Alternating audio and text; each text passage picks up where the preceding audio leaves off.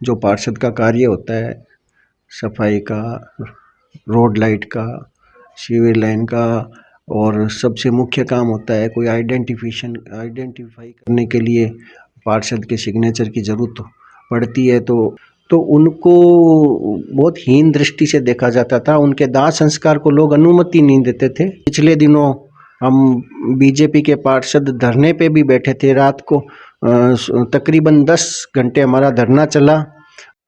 नमस्कार, मैं संजय कैमरामैन शरद के साथ पक्की बात न्यूज़ पे आपका स्वागत करता हूं। हमारे खास प्रोग्राम पार्षदों के रिपोर्ट कार्ड में आज हम हैं बीकानेर नगर निगम के वार्ड नंबर 31 के पार्षद पुनीत जी शर्मा के साथ। नमस्कार सर। नमस्कार संजय जी। कैसे हो? हाँ, बिल्कुल अच्छा हूँ। सर, आपके राजनीतिक जीवन के बारे में बताओ। आपकी राजनीति को कितना टाइम हो गया? राजनीतिक जीवन तो मैं सर्वप्रथम तो सन 2007-8 में रानी बाजार युवा मोर्चा का मंडल अध्यक्ष बना था। उसके बाद संगठन ने मुझे जिम्मेवारी दी थी किसान मोर्चा में जिला मंत्री की मैंने जिम्मेदारी निर्वाह की, और उसके बाद अभी संगठन ने मेरे ऊपर भरोसा जता के टिकट दिया और मैं विजयी हुआ। आपका ये पहला ही चुनाव है या इससे पहले कोई और भी चुनाव लड़ा है? नहीं, ये मेरा पहला ही चुनाव है। आपने चुनाव लड़ने से पहले जो मैनिफेस्टो जारी किया था, वार्डवासियों से जो वादे किए थे, उनमें से कौन कौन से काम करवा दिया आपने? मैंने वार्डवासियों से जो साधारणतया जो पार्षद के काम होते हैं कि मैं आप लोगों के बीच में रहूँगा, सबके साथ रहूँगा, और जो पार्षद का कार्य होता है सफाई का, रोड लाइट का, सीवर लाइन का, और सबसे मुख्य काम होता है कोई आइडेंटिफाई करने के लिए पार्षद के सिग्नेचर की ज़रूरत पड़ती है, तो अपने वार्ड के निवासियों को असुविधा ना हो, इन सब चीज़ों को मैंने ध्यान में रखते हुए इसके अलावा जो कार्य किए हैं कि एक तो सबसे पहले मैंने हमारे यहाँ चुनाव जीतने के बाद जो पवनपुरी क्षेत्र का मुक्ति धाम एकदम उजाड़ पड़ा था, उसको नगर निगम और हमारे मेयर साहिबा के सहयोग से उसको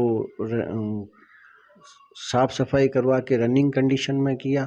और उसका हमें ये एक फ़ायदा मिला कि जब कोविड फर्स्ट वेव आई थी, जिस समय जो कोविड पॉजिटिव पेशेंट एक्सपायर हो जाया करते थे, तो उनको बहुत हीन दृष्टि से देखा जाता था। उनके दाह संस्कार को लोग अनुमति नहीं देते थे, और हमने बढ़ चढ़ के हम सब ने, हमारी कॉलोनी के विकास समिति ने ये निर्णय लिया कि भाई हम कोविड पॉजिटिव पेशेंट का दाह संस्कार हम खुद आगे होके प्रशासन का सहयोग करके कराएंगे। तो हमने उस दरमियान कोविड फर्स्ट वेव में जो कोविड पॉजिटिव पेशेंट जो जिनकी मृत्यु हो रही थी, और हमने आगे होके प्रशासन का सहयोग करके हमारे मुक्तिधाम को चालू किया उजाड़ को, और वहाँ कोविड पॉजिटिव के असंख्य दाह संस्कार करवाए।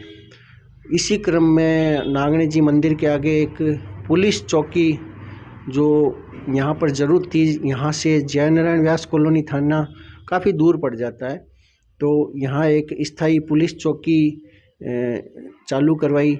इसी क्रम में एक हमारे पवनपुरी दक्षिणी विस्तार में एक स्कूल जो मिडिल स्कूल था, वो भी मेरे कार्यकाल में सेकेंडरी में क्रमोन्नत हुआ है।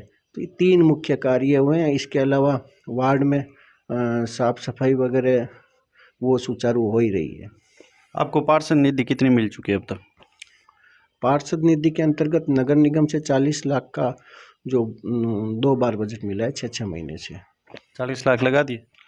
हाँ, वो उसमें बिलो 35% करीब बिलो हो जाता है। 40 पूरे तो नहीं मिलते हैं, लेकिन हाँ वो सारा बजट जो मिला है उससे सारे से मैंने मेरे वार्ड में सड़कों का निर्माण, सीसी रोड और ब्लॉक्स लगवाए हैं।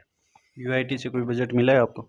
नहीं साहब, यूआईटी से कोई बजट नहीं मिला। यूआईटी के तो रवैये के कारण अभी पिछले दिनों हम बीजेपी के पार्षद धरने पे भी बैठे थे। रात को तकरीबन 10 घंटे हमारा धरना चला। रात को 10 बजे हमारी कलेक्टर साहब से वार्ता हुई, उनके आश्वासन के बाद वो धरना हमने ख़त्म किया। तो यूआईटी से हमें कोई सहयोग नहीं मिल रहा है। विधायक कोटे से कोई बजट मिला है? विधायक कोटे से हमारे माननीय विधायक सिद्धि कुमारी जी ने अनुशंसा कर रखी है और वो प्रयासरत भी है कि वार्डों में विकास हो, और उन्होंने अनुशंसा कर रखी है सार्वजनिक निर्माण विभाग को कि इनके वार्ड में सड़कें बनाई जाए, लेकिन बीच में कोविड आने के कारण थोड़ा सा उसमें डिले हो गया, लेकिन वो अनुशंसा की हुई है और बहुत जल्दी वो सड़कें बन जाएगी। अभी कोई आपने और प्रस्ताव दे रखा है जो आप चाह रहे हो आपके लिए महत्वपूर्ण हो कार्य? हाँ, एक मेरे वार्ड का मुख्य जो कार्य है जिसमें मैं बहुत ही सक्रिय रहूँगा और रहना भी चाह रहा हूँ, और ये मेरे वार्ड का एक साहब नागनेची रेल फाटक है। इस पे अंडरपास बनाने के लिए मैं प्रयास कर रहा हूँ। इसके लिए मैंने जो तत्कालीन कलेक्टर साहब थे नमित मेहता जी, उनको भी अवगत कराया था, और हमारे केंद्रीय मंत्री माननीय अर्जुन राम जी हैं, उनसे भी मैं निरंतर इस बारे में चर्चा करता रहता हूँ। और इस रेल अंडरपास के लिए हम लोग संघर्षरत हैं। पूरे बीकानेर को ध्यान में रखते हुए आपको कोई ऐसा काम दिखाई दे रहा है जो होना जरूरी है? देखिए, ये बीकानेर हम सबका है। बीकानेर एक हमारे सब का एक सामूहिक प्रयास है जिसमें इस बीकानेर का विकास होना चाहिए, मेरा ऐसा मानना है। लेकिन कुछ एक जो हमारे विकास में जो अवरोध हो रहा है, जो मैंने महसूस किया है कि एक तो हमारा जो बोर्ड बना था, उसके बाद जो कमेटियाँ बनी थी, उन कमेटियों पे डीएलबी ने रोक लगा दी, उससे भी थोड़ा विकास अवरुद्ध हुआ है।